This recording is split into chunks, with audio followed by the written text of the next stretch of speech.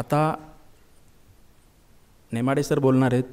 ज्ञानपीठ पुरस्कार प्राप्त मराठीतील मोठे साहित्यिक एवढे एक वाक्य खरं तर सगळ्यांना पुरेसं असतं. त्यातही रंगनाथ पठारे सरांनी त्यांच्या भाषणात 1, 2 किंवा 3 मिनिटं नेमाडे सरांच्या विषयी जे सांगितलं आहे त्यानंतर आता पुन्हा वेगळं काही सांगायची गरज नाही. तरीही मला 2 किंवा 3 वाक्य सांगण्याचा मोह आवरत नाही. तो असा की मराठी समाजाला धक्का देणं, त्यांच्या मानस जे काही आहे त्याला धक्का देणं, विचार करण्याची जी काही पद्धती आहे तिला धक्का देणं, असं काम करणारे खूप कमी लोक असतात. पूर्वी जरा तुलनेने जास्त होते, आत्ता खूप कमी आहेत. तर समाज मनाला धक्का देणं आणि विचार करायला प्रवृत्त करणं, पुनर्विचार करायला प्रवृत्त करणं, ज्या धारणा असतील त्या धारणांच्यावर पण पुन्हा एकदा नव्याने चर्चेला सुरुवात करणं, असं त्यांच्या खूप वेळा साध्या साध्या विधानातून पण घडतं. गेल्या वर्षी त्यांची एक मुलाखत औरंगाबाद आकाशवाणीवरून प्रसारित झाली. कवितेच्या संदर्भातली एक 45 मिनिटाची मुलाखत आहे. ती तुम्हाला यूट्यूबवर ऐकता येईल. तिचं शब्दांकन करून आम्ही कविता विशेषांकातही ती छापली होती त्यांच्या परवानगीने. तिच्यामध्ये त्यांनी तुम्हाला कविता या विषयाची आपली समज एकाच वेळी खूप कमी होती असंही वाटतं आणि त्याचवेळी आता आपली वाढायला लागली समज असंही वाटतं. या प्रकारचा जो आनंद आहे ती मुलाखत देते, ती तुम्ही जरूर ऐका. त्या मुलाखतीत सुरुवातीलाच ते म्हणतात की खरं तर मी महत्त्वाचा कादंबरीकार मानला जात असलो तरी मी मूळचा कवी आहे. म्हणजे ज्या माणसाच्या नावावर आत्तापर्यंत एकच कविता संग्रह होता आणि करोनाच्या काळात ते म्हणाले की मी फक्त कविता लिहिल्यात, तर ते म्हणतात की मी मूळचा कवी आहे, मी खरा कवी आहे. हे धक्का देणारं विधान आहे. लोकांना त्याच्यावर खूप चर्चा करता येईल. आणि त्याच मुलाखतीत ते असं म्हणतात, त्याला मागचे संदर्भ आहेत, कवितेला बौद्धिकता चालत नाही. ह्या एका विधानावरही पुन्हा एकदा खूप मोठी चर्चा मंथन, एक चर्चासत्र होऊ शकतं. तर अशा डॉक्टर भालचंद्र नेमाडे सरांना विनंती करतो की तुम्ही इथं आलात आणि आज आम्हाला सर्वांना विशेष आनंद होतो आहे, तुम्ही आपलं मनोगत व्यक्त करावं.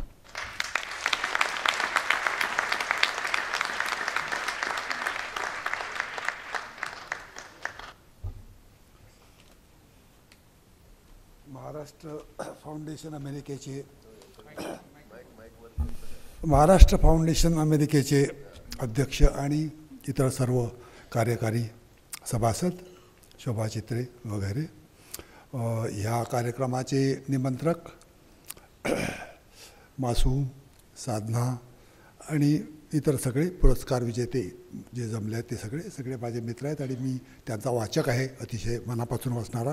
सुदैवाने मी त्यांचं सगळंच वाचलेलं आहे, त्यामुळे मी त्यांच्याबद्दल चांगलं बोलू शकतो अशी परिस्थिती आज आहे. दुसरं, आपण सगळे जे समोर बसले आहेत, सुदैवाने अंधार असल्यामुळे मला दिसत नाही आहेत, पण फार मोठमोठे लोक असावेत आणि दुर्दैवाने मी त्यांच्यासमोर काही बोललो तर त्यांनी मला माफ करावं एवढंच मी सांगतो. पण बरेच चांगले लोक मला दिसत आहेत. मला इथे केतकर तर दिसताच आहेत, असे सगळे बरेच चांगले लोक आहेत. पण मी मनाला येईल ते बोलतो, त्यामुळे आपण ते सगळं सहन करावं एवढंच मी आपल्याला म्हणतो. मित्रहो, गेली साधारण 28 वर्ष हा असा जो ज्ञानयज्ञ आणि एका अर्थी आपल्याला माहीत आहे की सगळेच आजचे विचारवंत म्हणतात की जग हे हॅव्ज आणि हॅव नॉट्समध्ये विभागलेलं आहे आणि त्यांच्या रिलेशनशिपवर सगळं चालतं. बाकी दुसरं काही होत नाही जगात, हॅव्ज आणि हॅव नॉट्स. तर आपल्या देशात दुर्दैवाने असं होत आहे की हॅव नॉट्सच वाढत आहेत कायम आणि अमेरिकेत हॅव्ज वाढत आहेत कायम. त्यामुळे इतकं आपलं सुदैव की अमेरिकेत बरेच मराठी लोक हॅव्जमध्ये जाऊन बसलेले आहेत आणि त्यामुळे आपल्याला काहीतरी फायदा एक बौद्धिक ज्ञानाचा म्हणा किंवा इतके सगळे चांगले लोक हे बक्षीसपात्र आहेत असं दाखवण्याचा म्हणा किंवा एकूण हा जो सत्कार होतो त्या सगळ्यांची एक जी पात्रता आणि श्रेष्ठता आहे ती दाखवणं म्हणा, एवढ्या सगळ्या गोष्टी हॅव्ज फक्त करू शकतात. नाही तर महाराष्ट्र सरकारही दरवर्षी बक्षिसं देतं अर्ज मागवून घेऊन. त्याला त्याच्यात काही अर्थ असतो का? त्याच्यात खराब लोकांनाच बहुधा मिळत असतात. म्हणून आम्ही अगदी मी तर कोस्ता लिहिली तेव्हा विद्यार्थी होतो, तेव्हापासून आम्ही एकदाही महाराष्ट्र सरकारच्या याला अर्ज केलेला नाही, कारण अर्ज करावा लागतो त्याला. अर्ज करा. आणि त्याच्यात अर्जातल्या इतक्या अटी आहेत. म्हणजे राजे देशमुख इथेच पुण्यात मी ती लिहिली. आणि इथेच बाजूला क्षकिरण आम्ही लिहिले, अशोक शहाणे यांचा एक शहाणेवाडा होता तिथे. असं सगळं एकूण मी आता आठवतो आहे. तर त्यावेळी अगदी श्रीना पेंडसे आणि गोरी दांडेकर असे लोक अर्ज करायचे. आणि त्याच्यात असं लिहायचं की ह्या पुस्तकातला सगळा मजकूर मी स्वतः लिहिलेला आहे. असं असायचं.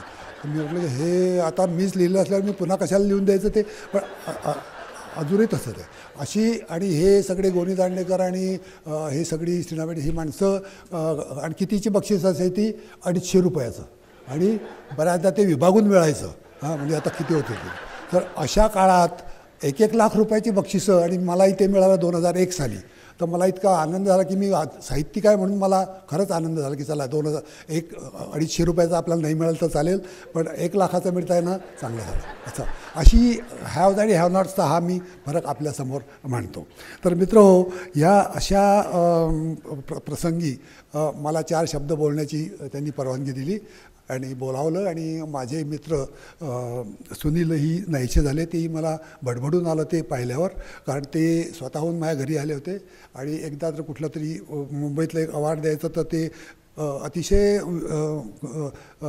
काय म्हणायचं लीनतेने मला सांगत होते की कृपा करून तुम्ही जरा वेळ काढून येता का, ते एक बक्षीस आमचं द्यायचं आहे म्हणायचं. तर एवढा सच्छील आणि अतिशय मराठीवर प्रेम करणारा आस्था असलेला माणूस असा हा हॅव्जमधलाच असू शकतो, असं एक मला सारखं वाटतं आहे. आणि हे वाढावं.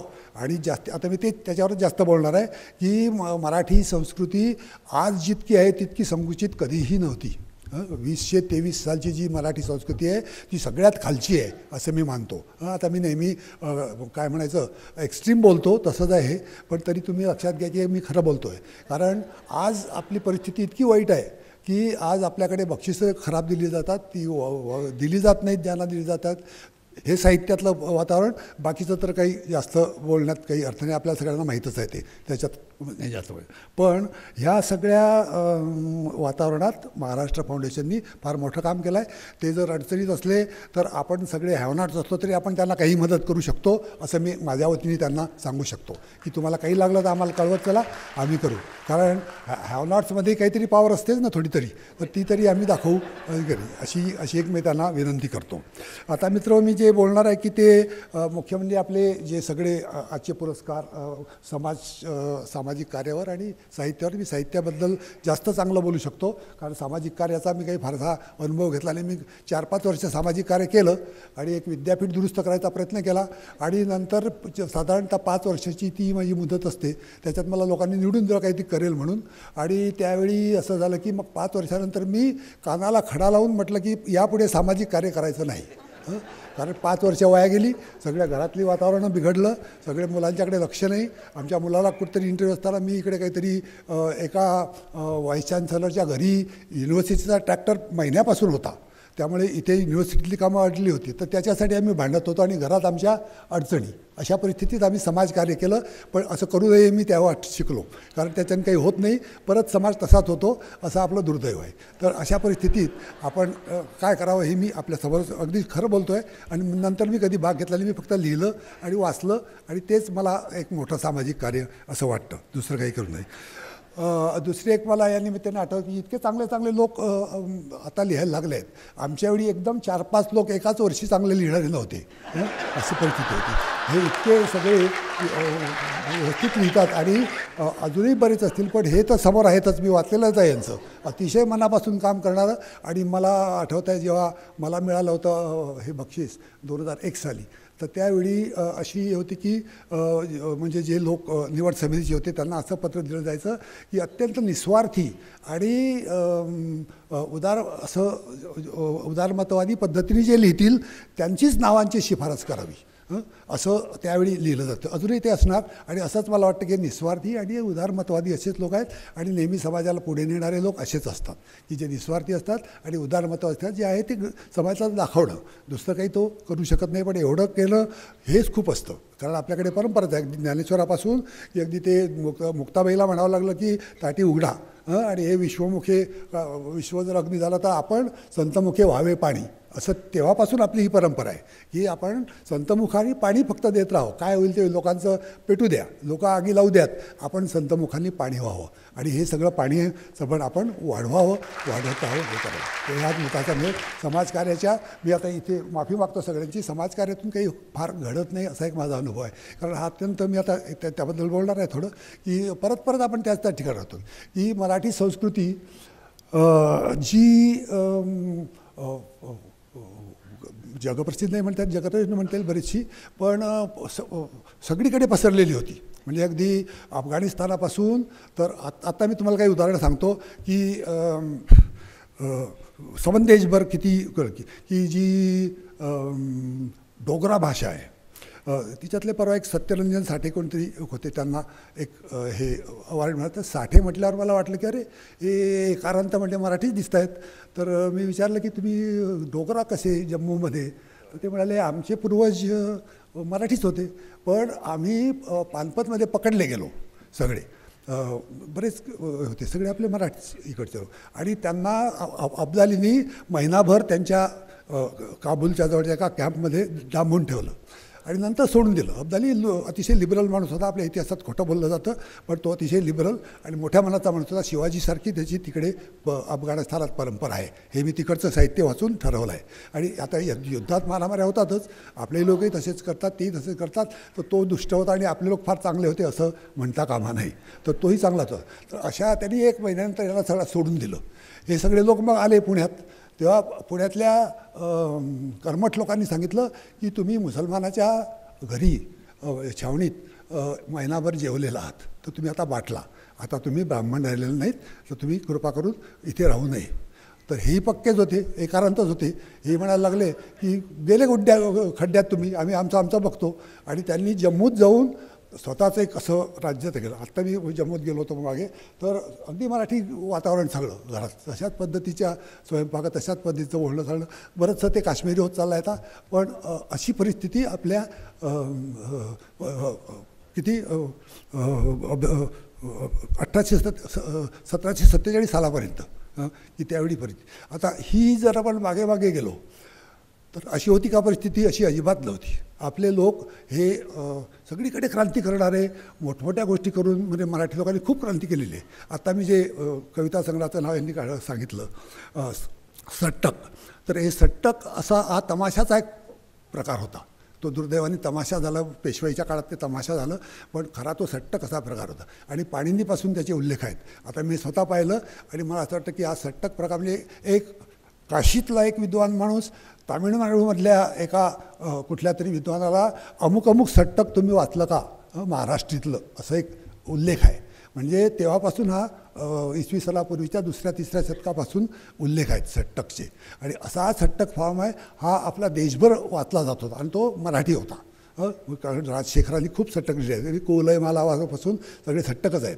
तर नाटकं असा अर्थाने गंमत. आमच्याकडे बाया जेव्हा भांडायच्या खानदेशात, तेव्हा एकमेकांची भांडणं झाली की शिव्या म्हणजे शेवटपर्यंत कशायचा, ये बाहेर की तुझी सट्टक काढते. तर आम्हाला वाटतं की सट्टक काढते म्हणजे काही आहे का काय भानगड, पण ते नंतर असं लक्षात आलं की सट्टक म्हणजे तुला तमाशा करते असा त्याचा अर्थ होतो. आणि मग मला वाटलं की अरे हा आपला मराठी फॉर्म आहे, हा सगळ्या देशभर वाचला जात होता. आज काय परिस्थिती आहे? आज मराठी साहित्याला एवढी देशभर म्हणजे आपल्या संकुचित वृत्तीमुळे आहे का प्रसिद्धी? नाही. आणखीन एक मी उदाहरण काही देतो. आपले मी हा डोगरा भाषेबद्दल जे उल्लेख केलो, तर तिची सुरुवात आपल्याकडच्या एका मोठ्या मधुसूदन साठे नावाच्या माणसाने, ते म्हणजे आपल्याकडचे ज्ञानेश्वर समजले जातात तसे मधुसूदन साठे हे डोगराचे काय म्हणायचं निर्माते आहेत, डोगरा भाषेचे.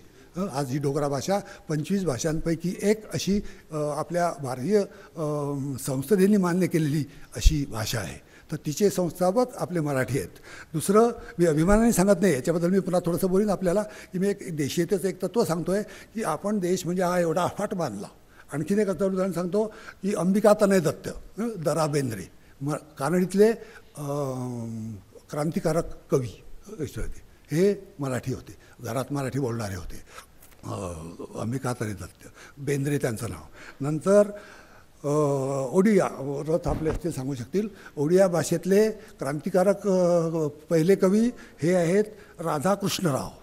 आणि आमचे मित्र रमाकांत रथ आणि सीताकांत महातो म्हणतात की यांचं जे व्याकरण आहे कविवर राधाकृष्ण त्यांच्यामुळे आम्ही नीट ओडिया बोलतो. असे मराठी माणसाची ही आजची परिस्थिती आहे की त्यांनी ते नाटक त्यांनी ते जे व्याकरण लिहिलं त्यामुळे सगळे ओडिया लोक आता अजूनही त्याचं नाव घेतात आणि ते सगळ्या शाळांमध्ये अजून आपल्याकडे जसं दामले व्याकरण आहे तसं ते व्याकरण समजलं जातं. आणखीन एक उदाहरण मी सांगतो की आपले तंजावरचे भोसले समजलं तामिळनाडूमध्ये क्रांती केलेले खूप नाटकं संगीत वगैरे केलेले मराठी दुरस्त इकडून दिलेले. एवढं नाही तर आपला जो मी आता परवा याच्यावर होतो तर आपला जो सांबार आपण शब्द वापरतो तामिळ तो मुळात मराठी आहे. मूळचं ते सांबार आपण म्हणत होतो तो तिकडे सांबार झाला आणि मग तो देशभर पसरला. अशी आपली मराठी कल्चर आहे. म्हणजे मी काही अभिमानाने म्हणत नाही पण आपण किती संकुचित झालो आहे आणि आज आपण सांबार काय चटणीसुद्धा देऊ शकत नाही अशी वाईट परिस्थिती देशात आली. ही एक उदाहरण म्हणून मी सांगितलं. आणखीन तुम्ही शिंदे होळकर हे सगळीकडे पाहिले. आता मिर्झा गालिबचा जो काका होता जिथे मिर्झा गालिब वाढला ते शिंद्यांच्या पदरी वाढली अशी होती. ताजमहाल शहाजहानने बांधला त्याची आई हिंदू होती. आपण ते दुर्दैवाने मुसलमान तर चुकीचं आहे. आई अर्धीच असते ना शेवटी बाप अर्धा असतो तसं आई अर्धी असते. तसं तो मुसलमानच कशावर होता त्यांनी मग उपनिषदाची भाषांतर केली मोठमोठे संस्कृत ग्रंथ करून घेतले. हे आपण संकुचित झाल्यामुळे हे असे डिव्हिजन्स केल्या. तामिळनाडू नमुकन तमुकन हिंदू मुसलमान असं मराठी कल्चर आधी नव्हती आणि सगळीकडे आपल्याकडे घेणं देणं होतं. अगदी हिंदी ओळखर तर त्याचं उदाहरणच आहे मोठं. आणखीन अशी मी बरीच उदाहरणं सांगू शकतो. पण मुद्दा असा की आज अमेरिकेतले हे जे लोक मराठीकडे एवढ्या आस्थेने पाहतात हे जरा आपण नीट समजावून घेतलं पाहिजे. कारण होतं काय दरवर्षी आजही आमचे अभ्यास करणाऱ्या लोकांनी सांगितलं की काहीतरी 2-2.5 लाख इंडियन लोक भारतीय लोक सगळ्या म्हणजे तामिळनाडूपासून वरपर्यंतचे याच्यात मराठी त्याच्यात खूप असतील. हे इतके लोक परदेशात कायम स्थायिक होतात येत नाहीत परत. ते 1.5-2 लाख आपण देत राहतो दरवेळी. हे इकडचीच कल्चर घेऊन गेलेले असतात की नाही ते तिकडे राहतात. आता यांची आपलीच संस्कृती समजली गेली पाहिजे. याच्यातले मी आता देश आणि राष्ट्र यातला फरक मी तुम्हाला नंतर लवकर सांगतो की हे देशीच लोक आहेत आणि हे नेमकं त्यामुळे आपल्याला मराठीची आस्था ठेवून करतात. राष्ट्र कोणतेही असो राष्ट्र हा एक बंपक असा प्रकार आहे. हे आता मी मुद्दाम सांगतो कारण सगळ्यांनी नॅशनल की आपल्याकडे नॅशनलिझम इज ए सिन असं याला म्हणावं लागलं जर्मन तत्त्वज्ञांनी शोधून काढलं. पण नॅशनलिझममुळे जे युरोपाचं नुकसान झालं ते आपलंही त्यांनी ते केलं नंतर की आपले राष्ट्र तयार केली. पाकिस्तान वेगळा हिंदुस्थान वेगळा इकडचा बांगलादेश वेगळा. हे कशा कोणी सांगितलं हे वेगळे नाहीच आहेत लोक हे एकच आहेत. आणि इथले मूर्ख लोक हिंदुस्थानात काय कमी आहेत तर तिकडेही येतच ते. आणि लोक तर सगळीकडे बिचारे काम करतात कष्ट करतात. अगदी तुम्ही पाकिस्तानला गेलं बाहेर बाया बिचाऱ्या दोन्हीकडे मुलं घेऊन कामावर जात असतात. त्यांना काय करायचं आहे राष्ट्र. पण मिलिटरी आपली खराब असते राज्य खराब असतं. म्हणजे राष्ट्र आणि राज्य याच्यात हा फरक आहे. म्हणजे नेशन आणि स्टेट याच्यात हा फरक आहे. आणि देशी असणं याचा अर्थ तुम्ही या सगळ्यांच्यावर प्रेम करणं. तिकडेही देशी लोक आहेत तिकडेही देशी लोक आहेत ते आपापलं काम करतात. हे मध्येच जे काही राष्ट्रीय हरामखोर लोक आहेत त्यांनी या सगळ्या भानगडी केल्या. आणि त्यामुळे आणि युद्धाचा खर्च किती शिक्षणावर तुमचा 3-3.5% खर्च युद्धावर 12-12.5% खर्च. हे कशाकरता पाहिजे हे लोक आपल्याला शिक्षणावर नाही खर्च. आणि आता आपले लोक अडाणी होत चालले जास्तीत जास्त. मी रिटायर झालो मुंबई विद्यापीठातून तौलनिक साहित्य किती 98 साली. आता 24-25 वर्ष होत आली जागा भरलेली नाही. आता तौलनिक साहित्य फक्त हिंदुस्थानात 2 ठिकाणी शिकलं होतं. एक जाधवपूर कलकत्त्याला एक मुंबईला. ते मी वतन माहीत लोक चांगले होते सगळे. पण आता 25 वर्ष तो विषय शिकवला जात नाही. म्हणजे आपली मुलं अडाणी होत आहेत की नाही. आणि त्यांना कळतच नाही की मराठी किती जुनी होती मराठी कशाशी संबंधित आहे. हे मी जे शिकवत होतो अभ्यास करून ते आता कोणाला माहीत नाही. आणि मराठी अगदी ज्ञानेश्वर नाम आहे पहिला असंच चालतं. ज्ञानेश्वर अजिबात पहिला नाही आहे. ज्ञानेश्वरच्या आधी मोठमोठी संग्रह कथा श्रीसागर बृहत्कथा गुणाढ्याचं हे मराठीच आहे. महाराष्ट्री जैन महाराष्ट्री किती ग्रंथ आहेत. समाईच्या कथा धूर्ताख्यान नंतर कुवलय माला हे मोठमोठे संग्रह आहेत. आणि कविता आहेत. म्हणजे एकदा सेमिनारमध्ये सांगितलं की कादंबरी हा फॉर्म कोणी सांगितला युरोपियन आहे. हा मराठीच फॉर्म आहे. कारण पहिली कादंबरी जगातली मराठीतच लिहिली गेली. ही सम्राईच्या कथा किंवा वसुदेव हिंडी अतिशय सुंदर कादंबरी दुर्दैवाने आपल्या युनिव्हर्सिटीतही शिकवली जात नाही, त्या मिळतही नाहीत कुठे. याची आता पुन्हा आपल्याला जी काही मराठीचं जे मोठेपण होतं आणि जो काही प्रसार होता सगळीकडे तो पुन्हा आपण आणला पाहिजे, तरच आपलं दारिद्र्य मिटेल. हे असं संकुचित राहून नुसतं मराठी आणि ज्ञानेश्वर आम्ही पहिला हे काही कामाचं नाही. आपल्या आधी खूप मराठी लोक होते, खूप मोठमोठे ग्रंथ आपल्याकडे आहेत. आणि तुम्हाला माहीत आहे गुणाढ्याच्या याच्यात गाथा सप्तशती पुन्हा मोठा ग्रंथ आहेच, पण मी सांगतोय तो गुणाढ्याची बृहत्कथा, त्याच्यानंतर संस्कृतमध्ये कथासरीत सागर झालं आणि ते संस्कृत मग आपल्याकडे भाषांतरित झालं. पण आपलं महाराष्ट्री जे प्राकृत ज्याला म्हणतात ते गुणाढ्याचं बृहत्कथा ते पहिल्यांदा जर्मन लोकांनी भाषांतरित केलं. आणि त्याच्यातली एक जी अशी गोष्ट आहे की एक माणूस सकाळी उठल्याबरोबर त्याला वाटतं की आपण किडा झालेलो. मला एकदम आठवलं रे काफकाला कसं काय कळलं. काफकाची मेटामॉर्फोसिस अशीच आहे की एका घरात असा एक माणूस असतो, तो बिचारा उठतो अंथरुणावर तर आपण किडा होऊन पडलेलो आहे, सेंटीपेड, आणि हातपाय नाही काही नाही नुसतं तवळवळ करतो. आणि त्याच्या घरातले लोक ऊ करतात, बहीण पळून जाते, घर लोक म्हणतात याला उचला, एका कोपऱ्यात टाकतात त्याला आणि त्याच्याशी कोणी बोलत नाही काही नाही. आणि त्याची मग ती मेटामॉर्फोसिस अशी एक जगप्रसिद्ध गोष्ट आहे. काफका हा फार मोठा लेखक समजातो. तर त्याची ही जी कथा आहे, सूत्र जे आहे, मोटिफ, तो मराठी कथेतला आहे. हे आता कोणी सांगणार कोणाला की असं सांगितलं लोक हसतील की हा काहीतरी खोटा राष्ट्राभिमान नाही वगैरे आहे का. राष्ट्राभिमान वेगळा, देशाभिमान वेगळा. हे मी पुन्हा सांगतो की आपल्याला हे सगळं शिकलं पाहिजे. रॉबिन्सन क्रुसो पहिली कादंबरी समजली जाते ती, गलिव्हर्स ट्रॅव्हल्स, रॉबिन्सन क्रुसो, ह्या पहिल्या इंग्रजीतल्या 2 कादंबऱ्या अप्रतिम आहेत. रॉबिन्सन क्रुसोचं आता मला परवाच वाचता कळलं की ती मूळची चीनी कथा आहे. आणि चीनमध्ये अशी एक बाई असते, तिला एका बैठावर अडकवून टाकतात आणि ती बाई मग शेती करते. हे चीनी कथा आहे. ती त्याला कुठेतरी त्या मार्को पोलोनी ती गोष्ट एका कुठल्या तरी जर्मन माणसाला सांगितली. मग त्या मार्को पोलोनी ज्याला सांगितली तो माणूस कैदेत होता. त्याच कैदेत रॉबिन्सन क्रुसोचा डॅनियल डिफोसुद्धा होता. डॅनियल डिफो काहीतरी हेरगीर करायचा, तर त्यालाही तिथे पकडलं टाकलं होतं. या तिथे कैदेत याला ही गोष्ट सापडली की अरे ही तर चांगली आहे चीनी गोष्ट.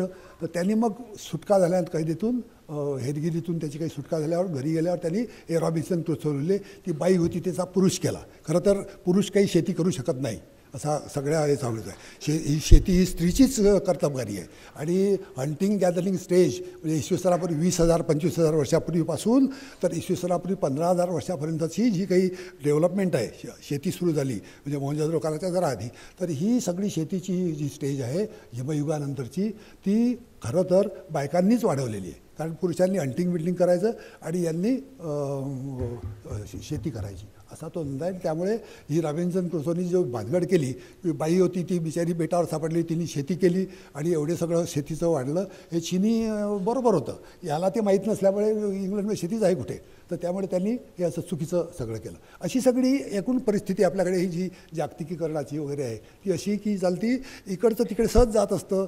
आणि कुठलेही फॉर्म असे आपण स्वतः निर्माण करतो असे नसतात, देणं घेणं असतं, पण त्याचं देशीकरण सारखं होणं आवश्यक. जसं त्यांनी देशीकरण केलं तसं आपण बाहेरून जे घेतो ते आपल्याशी जुळवून घेतलं पाहिजे, ते आपलं झालं पाहिजे. आणि तरच आपण मग त्यामुळे काय म्हणायचं उदारमतवादी होतो किंवा विस्तारित होतो. आणि असं म्हणत नाही की हा ताजमहाल मुसलमानांचा आहे. आणि अगदी मलिक अंबरचं तरी उदाहरण घेतलं की त्यांनी त्या सगळ्या मराठ्यांना एकत्र केलं आणि सांगितलं की अरे बाबा तुम्ही एक आहोत, या मोगलांना आखला. आणि त्यांनी मराठी भाडा त्यावेळी घेतला आणि शेतसारा नवीन पद्धतीने सुरू करा. हिंदुस्थानात कुठे नाही की शेतकऱ्याची जमीन असले 7-12, हे मलिक अंबरचं देणं आहे. आणि हे आपण विसरायचं.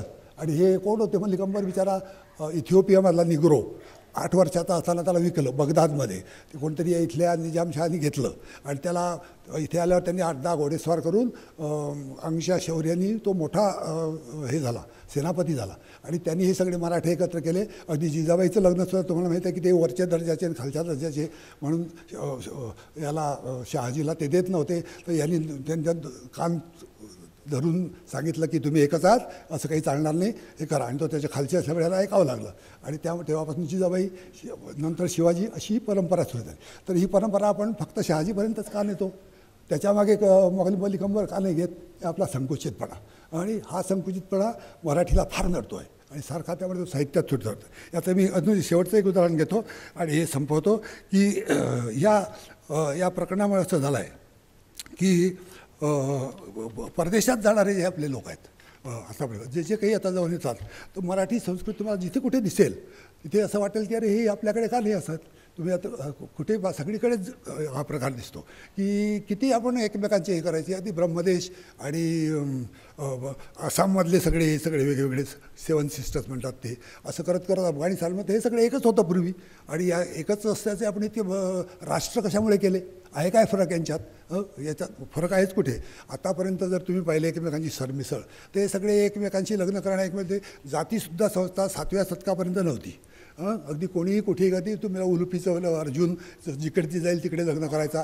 बाणभट्टनी आत्मकथा लिहिली आहे, तो कुठेतरी इकडे आला दक्षिण महाराष्ट्रात, तर त्यांनी कुठेतरी बाईने एक अतिशय चांगला स्वयंपाक केला. तो म्हणाले इतका चांगला इतक्यात 5 मिनिटात कसं काय केलं. ती म्हणाली आमची मुलगी आहे, त्या मुलीने केला. कोण आहे मुलगी? ती पाहिली होती ती, अरे ही इतकी हुशार मुलगी, मला बायको नाही, मी हिला करू का? तर त्या आई म्हणाली की आम्ही खालच्या जायचे, तुम्ही असं काही नाही म्हणाले, मी काही पंडित असलो तरी मला तुमची मुलगी द्या. आणि अशी बाणभट्ट इसवी पूर्वी 7व्या शतकातली गोष्ट त्यांनी स्वतः लिहून ठेवलेली. ही खरी नाही मानायची तर काय, होते कुठे जाती त्यावेळी. पण नंतर हे वाढत गेलं आणि मग तुम्हाला माहीत आहे की चक्रधरापासून ज्ञानेश्वर, तुकाराम, सगळ्यांना तर ह्या संकुचित वृत्तीचा त्रास झाला. सगळ्यांना मारून टाकण्यात आलं. एकनाथालाही म्हणतात ते आपले गंगेत बुडाले, पण ते बुडवलंच असणार. तुकारामाले हवेत गेले असं म्हणणार. हवेत कोण जातो का असा विमानातून, तर ते विमानातून यांनीच घालवलं त्यांना, असं वाटतं. अशी परिस्थिती. ज्ञानेश्वराला जिवंत समाधी घ्यावी लागली. हे कशामुळे घ्यावी लागली की ते मुक्ताबाईंनी शेवटी त्याला सांगितलं की हे बरोबर नाही, तरी बिचाराला नको वाटलं आहे. इतका त्रास सगळ्यांना, आईबापांना त्रास तर होताच संन्यासी होऊन परत आल्याचा, पण स्वतःलाही याचा सगळ्यांना होता. अशी सगळी ही परंपरा आजपर्यंत आहे. आजपर्यंत अगदी दाभोळकरा म्हणलं 10 वर्षापूर्वी अगदी खिसे कापू सुद्धा पकडला जातो, पण माणूस मारणारा पकडला जात नाही. ही काय मराठी संस्कृती आहे. काही करायचं काय असं याला. म्हणून आपल्याला आता हे जरा वाढवलं पाहिजे. हे नुसतं आपलं इकडून काहीतरी महाराष्ट्राचा उपयोग नाही. हे सगळं अमेरिका आणि अगदी आपले लोक किर्गिस्तानापर्यंत आहेत, उझबेकिस्तानात सगळे लोक आहेत. आपलं कल्चर अगदी मी सांगितल्याप्रमाणे पंजाब सगळीकडे, अगदी मध्य प्रदेशात सगळीकडेच आहेत. मोठमोठे साहित्यिक कलाकार आपण निर्माण केले आहेत. या सगळ्यांचा हेतू घेतला तर आपला केवढा विशाल असा संस्कृतीचा कोश आहे, आणि तो दुर्दैवाने आपण घालवला आणि आपण संकुचित होत चाललो. दुर्दैवाने हे आपल्याला आता सहन करावं लागतं आहे. आणि याच्यातून आपल्याला आता बाहेर पडणं म्हणजे असे सामाजिक कार्यकर्तेच काही करतील तर, किंवा साहित्यिकच काही घेतील तर. मित्र हो, मी आपल्यासमोर मनात जे येईल ते बोललो, आणि पुन्हा मी आपल्या पुरस्कार विजेत्यांना अभिनंदन करतो की त्यांनी हा अतिशय म्हणजे मलाही मिळाला असल्यामुळे मलाही फार आदर आहे ह्या पुरस्काराबद्दल. तर असा पुरस्कार त्यांना मिळावा. आणि शेवटी पुरस्काराचं मोठंच जग आहे नोबेल अवॉर्डपर्यंत. हे म्हणलं की चर्चिलसारख्या मूर्ख माणसाला नोबेल प्राईज मिळतं. त्याच वर्षी महात्मा गांधींचं नाव होतं. महात्मा गांधींना मिळत नाही आणि चर्चिलला मिळतं. महात्मा गांधीमध्ये जगात सगळीकडे सगळ्या लायब्रऱ्यांमध्ये सगळ्या देशांमध्ये महात्मा गांधी स्ट्रीट असतो. सगळ्या जगामध्ये महात्मा गांधीचा पुतळा असतो, तर त्याला नोबेल प्राईज नाही. आणि चर्चिलसारख्या मूर्ख माणसाला अवॉर्ड, हे कोणी सांगितलं अवॉर्ड? असं सुद्धा असतं. म्हणून नेहमी मला असं वाटतं की अवॉर्डची ज्या समित्या असतात त्यांच्यावर सगळं ते अवलंबून असतं. आणि अवॉर्ड घेणाऱ्यांना मी एवढंच सांगेन की आपल्याला जर मिळालं आहे ना ते, तर आपल्या इतका कोणी चांगला नाही असं समजूनच ते घ्यावं. कारण काय, त्याच्याशिवाय आपल्याला सुधार होत नाही. आणि शेवटी नाहीतर आणखीन एक भीती याच्यात पुन्हा निगेटिव्ह अशी की जर मी नाही घेतलं तर माझ्यापेक्षा खराब माणसाला मिळेल, म्हणून ते घेतलं पाहिजे. म्हणून घेत जावं, आणि विशेषतः अशा संस्थेचं घेत जावं. एवढंच मी आपल्याला बोलतो.